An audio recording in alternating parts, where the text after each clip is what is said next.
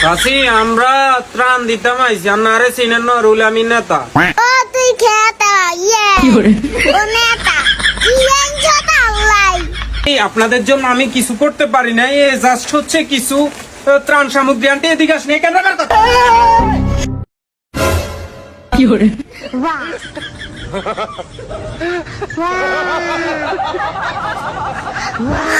এর আল্লাহর কাছে থাম তুই কি কত দিবি আন এটার একটা যা ছবি উড়াইছো তুই কি মানুষের কাদারে হারসনি